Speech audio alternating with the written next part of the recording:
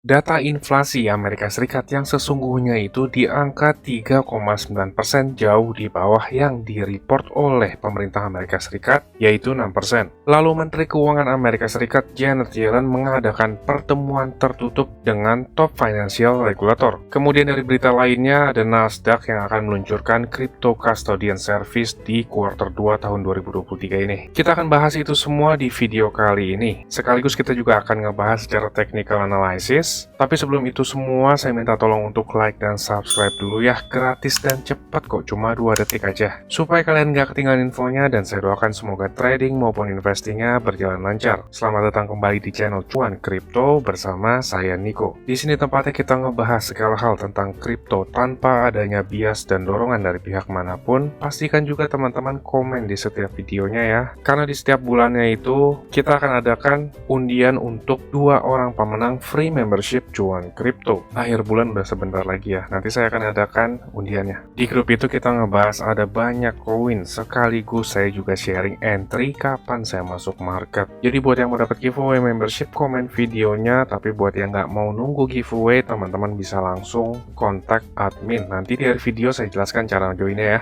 Dan tanpa panjang lebar lagi, langsung aja kita masuk ke analisisnya. Yang pertama itu kita ngelihat dari data True Inflation. Dilansir dari data Truflation, inflasi Amerika Serikat itu realnya adalah di angka 3,9%. Ini cukup jauh di bawah dibanding dari data yang dirilis dari pemerintah Amerika Serikat sendiri ya, yaitu 6%. Kalau kita ngelihat dari metodologinya, Truflation ini mengambil lebih dari 10 juta data point. Di sini dikatakan lebih reliable atau lebih dapat diandalkan dan sangat kontras dengan metodologi pemerintahan yang udah jadul dan juga kurang transparansi. Jadi situs ini mengambil data secara perubahan day-to-day basis, baik itu perubahan data produksi maupun harga jual barang dan jasa. Bisa dikatakan mereka itu unbiased dan juga netral. Datanya itu tersedia secara real time dan dimasukkan juga ke dalam on-chain via Chainlink Infrastructure. Berarti data yang selama ini kita lihat tentang inflasi yang dirilis Amerika Serikat itu sebenarnya asli atau enggak sih? Mungkin aja seperti yang dibilang Truflation, metodologinya pemerintahan itu sudah jadul, jadi udah nggak terlalu bisa diandalkan, atau mungkin data yang sebenarnya itu malah ditutupi. Kita nggak tahu juga ya, soalnya kan mereka yang punya data. Beruntungnya sistem blockchain itu udah membantu seluruh masyarakat itu ngeliat datanya secara transparan. Kalau ternyata memang inflasinya turun, artinya itu udah keadaan yang cukup bagus loh buat ekonomi. Jadi suku bunga nggak ada alasan lagi untuk naik kan. Tapi itu semua kembali lagi ke kebijakan Papa Powell. Sekarang kita ke berita selanjutnya, yaitu Menteri Keuangan Amerika Serikat Janet Yellen mengadakan meeting tertutup dengan top financial regulator. Dikatakan meetingnya itu unscheduled dan ini merupakan meeting tertutup yang kita nggak tahu dia akan ngebahas apa ya.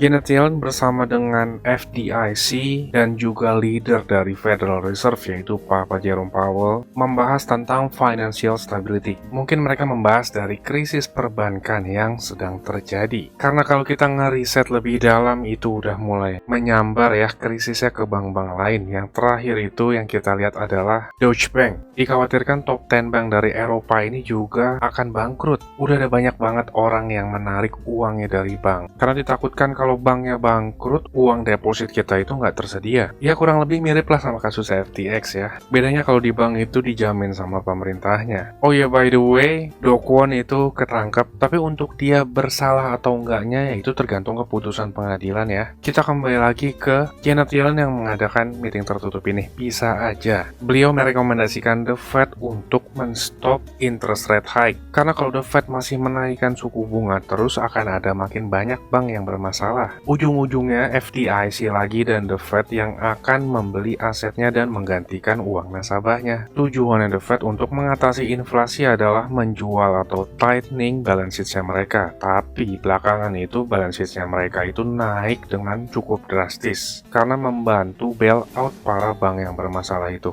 Jadi dari banyak kasus ini seharusnya akan ada banyak orang yang lebih melirik ke Bitcoin atau ke aset desentralisasi yang tidak diatur oleh suatu entitas. Banyak perbankan itu melalui pemerintah menghimbau untuk jauh-jauh deh dari aset yang beresiko. Padahal kalau kita ngelihat mereka aja bermasalah ya. Semoga aja akan ada banyak orang yang akan mulai sadar tentang bobroknya sistem perbankan. Dan dari hal itu mungkin Nasdaq ngelihat peluang dari jatuhnya bank-bank ini. Mereka itu ingin launching crypto custodian service di kuartal 2 tahun 2023. Senior Vice President dan juga Head of Nasdaq Digital Asset diberitakan mereka itu pushing ahead untuk mendapatkan semua technical infrastruktur dan juga persetujuan regulator. Jadi Bitcoin itu akan dapat exposure dari banyak orang lagi. Bisa dikatakan akan ada semakin banyak uang yang mengalir ke kripto, dan jika ada semakin banyak uang yang masuk ke kripto, artinya demand atau permintaannya itu naik. Tapi karena jumlahnya kripto itu terbatas sesuai dengan hukum ekonomi dasar, semakin banyak permintaan tapi jumlahnya terbatas membuat harganya akan naik. Mereka itu launchingnya di kuartal 2 tahun 2023, artinya di sekitaran bulan Juni ya, dan itu bertepatan juga dengan Hong Kong yang membolehkan retail investor membeli big cap kripto. China itu mengunban Bitcoin melalui Hong Kong di bulan Juni juga. Itu udah pernah saya jelaskan di video sebelumnya, sebulan lalu lebih tepatnya. Bisa-bisa ini menjadi fundamental yang sangat penting untuk terjadinya bull run. Dan kalau kita ngelihat secara teknikal itu udah banyak tanda-tanda bottom akan terjadi. Mungkin penantian teman-teman selama ini akan terbayarkan saat waktunya bull run tiba. Semoga aja meetingnya Janet Yellen dengan top financial regulator itu untuk menghentikan kenaikan suku bunga. Karena kita kemungkinannya kecil untuk bull run kalau suku bunga masih terus naik dan The Fed belum putar balik untuk pivot. Banyak orang berspekulasi dari meeting dadakan Janet Yellen ini membuat market participant cukup yakin di next FOMC meeting itu The Fed tidak akan menaikkan suku bunga. Ada sekitar 88% ini sangat yakin The Fed kemungkinannya untuk sementara menghentikan interest rate supaya keadaan market dan ekonomi itu lebih stabil.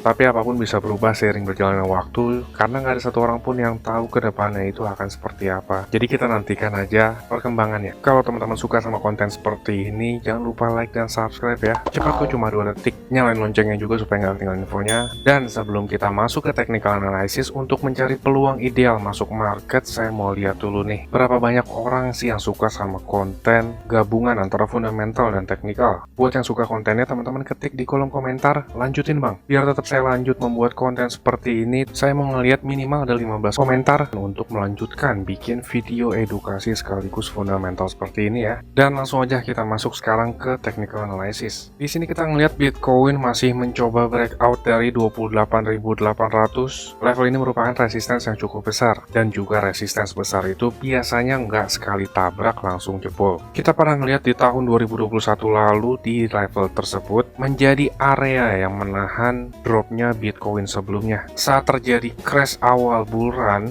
level 28.000 ini menahan dropnya Bitcoin, artinya di sini itu ada demand atau permintaan, dan ketika drop kedua kalinya, level tersebut nggak mampu bertahan karena bertepatan dengan crashnya Terra Luna di bulan Mei. Sekarang level ini yang sebelumnya ada demand atau permintaan berubah menjadi level supply atau resistance. Coba bayangin teman-teman yang udah beli di bulan Mei tahun 2022, ketika banyak orang yang masuk berdasarkan technical analysis ini merupakan support besar, lalu di bawah nyangkut berbulan-bulan bahkan hampir setahun tuh. Ketika harganya balik lagi ke level tersebut, kira-kira kebanyakan orang itu akan menjual atau tetap holding? Kalau teman-teman menjawabnya akan dijual, berarti teman-teman cukup bijak ya. Di sini saya nggak bilang benar atau salah, tapi saya bilang cukup bijak karena yang berkecimpung di dunia kripto itu ada banyak banget orang loh. Dan ada banyak orang juga menggunakan technical analysis untuk masuk market. Jadi ketika para trader ngelihat harga balik lagi ke level support atau demand kuat saat terjadi bull run, yaitu merupakan saatnya yang tepat untuk ngejual barang atau ngebuang barang. Karena akan ada banyak tekanan lagi dari trader lain sekaligus investor yang di spot market nyangkut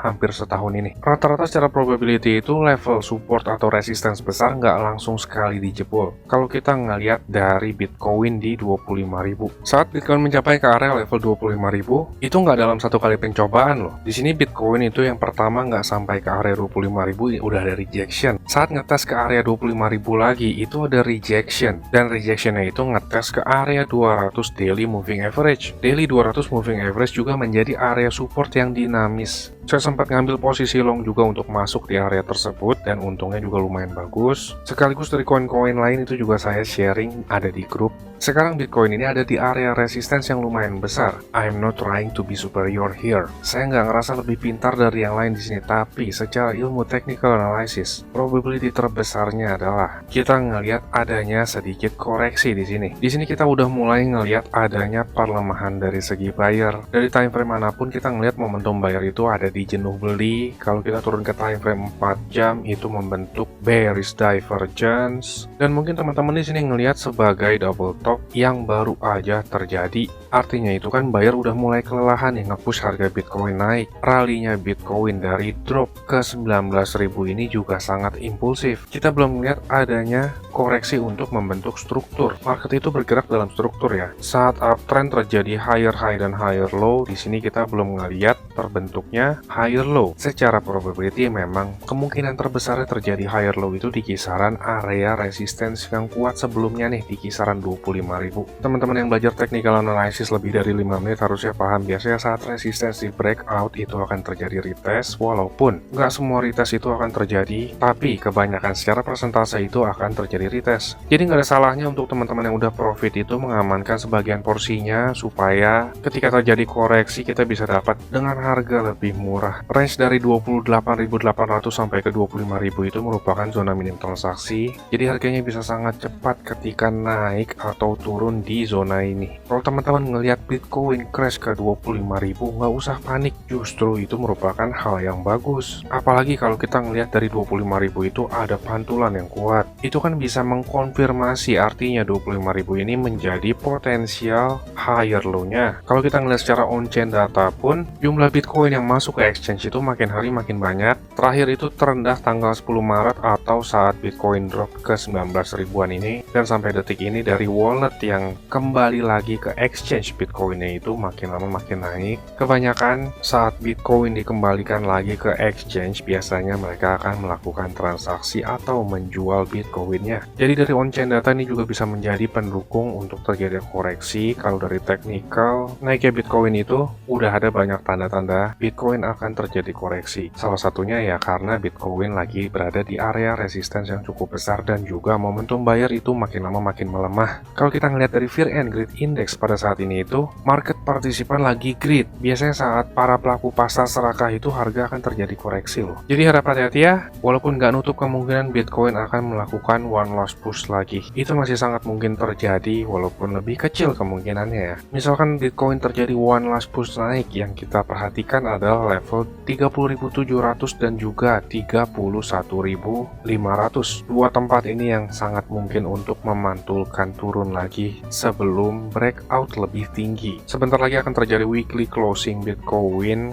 Kemungkinan besar kita closing masih tetap di bawah 28.000. Jadi kemungkinan paling idealnya adalah Bitcoin akan mengalami sedikit koreksi ke kisaran 25.000-an. Tapi misalkan nih, best case scenario-nya, Bitcoin masih tertahan di range 27.000 dan konsolidasi sampai beberapa hari atau minggu ke depan, kita akan melihat alternatif koin akan berterbangan lebih tinggi. Sampai video ini dibuat, Bitcoin dominance itu lagi ada di resistance cukup besar, yang biasanya saat ngetes area resistance ini ada rejection yang cukup besar di Bitcoin dominance. Mungkin sebentar lagi kita akan ngelihat altcoin season, dan mungkin aja alternatif koin pilihan teman-teman itu akan terjadi kenaikan signifikan yang membuat wallet teman-teman gendut. Semoga aja ya, amin. Kurang lebih seperti itu. Untuk entry marketnya sekaligus alternatif koin apa aja yang saya masukin, itu semua saya ngebahasnya ada di grup ya, khusus untuk teman-teman member cuan kripto. Di grup kita ngebahas ada banyak koin, sekaligus saya sharing entry juga kapan saya masuk market. Di grup juga teman-teman diedukasi supaya nggak salah langkah di ranah kripto. Bisa tanya jawab juga di grup diskusi bersama saya, sekaligus teman-teman lain. Bitcoin. Ini merupakan grup berbayar tapi murah banget, recehan deh, nggak sebanding sama aset teman-teman dan juga edukasi yang didapat. Lebih murah teman-teman join grup daripada beli es teh manis per harinya. Receh banget kan? Buat yang mau dapat free membership, ikutan undiannya dengan cara komen di setiap video cuan kripto. Tapi untuk teman-teman yang nggak mau nunggu giveaway, langsung mau masuk ke grup, teman-teman bisa tonton klip video berikut ini. Saya tunggu di grup ya. Saya mau kasih tahu juga, cuan kripto ini ada grup Telegram dan juga udah cukup banyak juga aktif membernya. Keuntungan yang didapat yaitu teman-teman sekalian waktunya efisien, nggak pusing buat analisa chart, apalagi yang belum ngerti. Yang kedua, update terdepan, karena saya lebih sering update dan aktif di grup tersebut ya. Yang ketiga, teman-teman sekalian dikasih tahu kapan waktu terbaik untuk beli koin, dan itu biasanya barengan saat saya juga beli koin. Yang keempat, ada diskusi grup chat buat ngobrol sesama member, saling kenal dan tanya jawab. Dan yang terakhir, teman-teman bisa request koin untuk dianalisa. Ini grupnya nggak gratis ya teman-teman, tapi tenang, harganya murah kok, yaitu Rp199.000. Tapi tunggu dulu, karena diskon buat teman-teman sekalian jadi Rp99.000 doang. Atau kalau dihitung, itu sama aja kayak Rp3.300 per hari. Ini biaya per bulan ya teman-teman. Rp3.300 tuh murah banget ya. Harganya sama kayak parkir di pinggir jalan. Tapi kalian bisa dapat manfaat yang cukup banyak dari grup ini. Ini harga promo ya teman-teman, cuma buat 100 pendaftar pertama. So jangan sampai ketinggalan ya, karena tinggal sedikit banget slotnya. Teman-teman bisa ngeliat sendiri ada 92 member aktif, dan saya kebanyakan lebih aktif di grup ini. Dan juga setiap ada peluang, saya selalu kasih tahu ke grup ini kapan untuk entry-nya. Bisa lihat di sini ada 3 video yang di unlisted dari YouTube, karena ini khusus untuk member dari grup tersebut. Kalau kalian berminat, saya akan kasih link Telegram di kolom deskripsi. Kalian tinggal chat, saya berminat gabung. Ditunggu di grup ya. Capek kan beli pas lagi tinggi, jual pas lagi rendah? Ayo, buruan gabung grup ya. Saya pamit dulu, salam. Cuan kripto, cuan terus.